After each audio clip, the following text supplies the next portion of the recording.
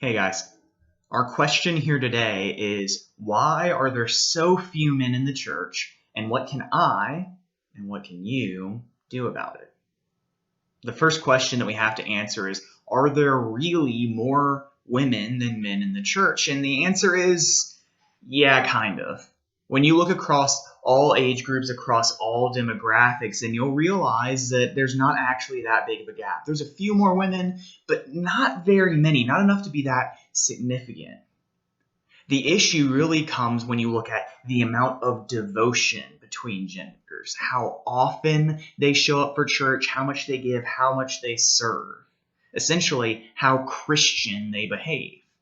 And the people who are giving, the people who are serving, the people who are evangelizing, the people who are populating our committees and deciding the direction of the church actually tend to be female, even in churches that are run by exclusively male elder boards and pastorates. Women run the church. And in some cases, that's actually a good thing. Just like anyone in business will tell you, having a female perspective is an exceedingly good thing. Having a female leadership voice is a good thing. The issue comes when we realize that not only are men not leading, not only are men not serving, but they tend to not even attend. They'll claim Christianity, but they never actually act on it. So the question isn't necessarily how can we get more men to be Christian, but how can we get more men to start acting Christian? So why is this an issue anyway? Why is any of this a problem? Well, in the modern church, the biggest reason is because churches tend to be relational. Here's what that means. We focus on emotion and relationship. Now, emotion and relationship are important things. They're things that God designed. But if you look at it statistically, most females are emotional and relational, at least in the US. Most males are raised and taught to be goal-oriented, to be action-oriented. Now, there's nothing wrong with either side of that, and there are definitely females who are action and goal-oriented, and there are males who are relationship-oriented, and all of those are good things. But if women tend to be relational, and the church tends to be relational, the church will attract women, but it will fail to attract men. So what can you do, you, the viewer, do to make sure that the church that you're serving in, that you're attending, learns how to appeal to guys? Well, the first thing is, if you yourself are a man of faith, start a men's group. And I know that sounds really simple, and you're saying, Jason, well, aren't men generally not into the whole relationship thing? Well, yeah, in the US, they tend not to be. They tend not to be motivated by relationship, but everyone needs support, and everyone needs people around them that can empathize with the things that they're going through. Even if they aren't motivated by it, they still need it. So if you're a man of faith, start a men's Bible study, start a men's sports group, start an outdoor group. Just do something so that when a man walks through the door and he looks at the programs or he logs onto your website, then he realizes this is a church that actually cares about me and understands me as a dude. The second thing you can do is challenge your church leadership to be doers, not just talkers. Now, the beautiful thing about this is if you do this successfully, you aren't just going to reach guys. You're going to reach women as well. You're going to reach a whole lot of people because people will realize that your church exists. But beyond that, you'll start attracting people who are goal-oriented, both men and women. And those people tend to be really terrific servants and really terrific leaders. And I'm not saying relational people can't be servants and leaders. In fact, they tend to be those things as well. But those goal-oriented individuals tend to be the ones that are organizing.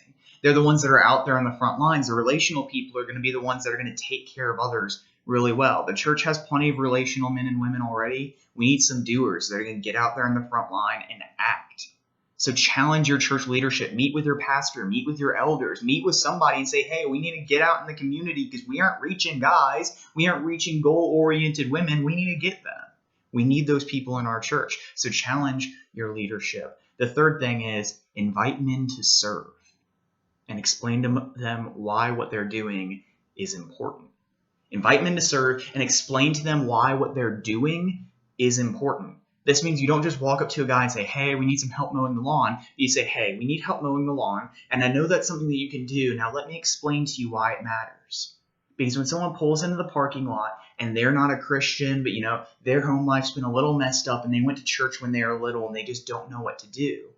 If they pull in, there's a little part of their heart that's just searching for a reason to leave. And if our building looks ratty and nasty and just like that kind of place that you don't want to go into, they might just pull right back out of the parking lot and leave.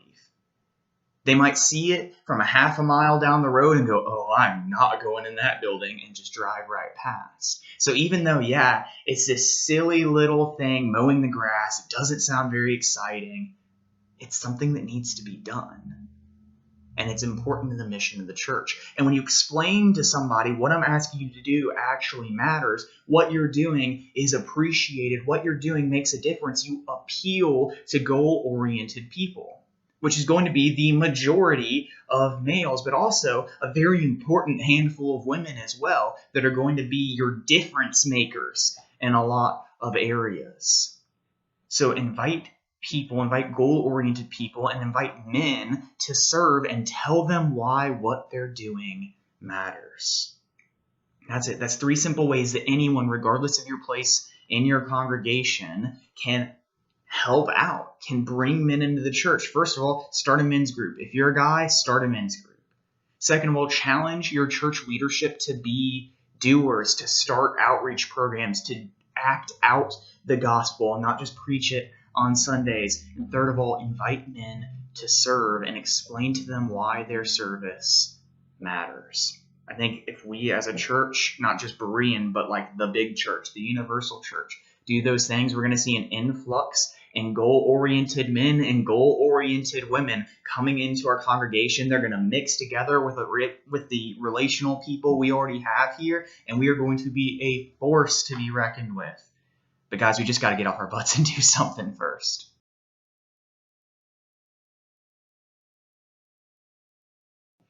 Thank you guys for joining me today for episode 3 of Just Ask Jason, our weekly devotional or weekly Q&A here at Berean Christian Church. If you have a question that you want answered, then hey, just drop us a line. Email us at info@bereanconnect.com. Message us on social media. Comment on this post. Wherever you put it, we will find a way to find it, and we'll put you on the list and answer your question too.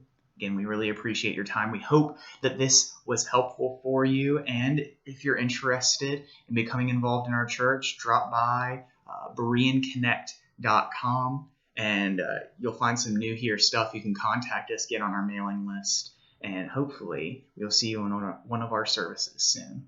Hope you guys have a wonderful week, and thanks for being here.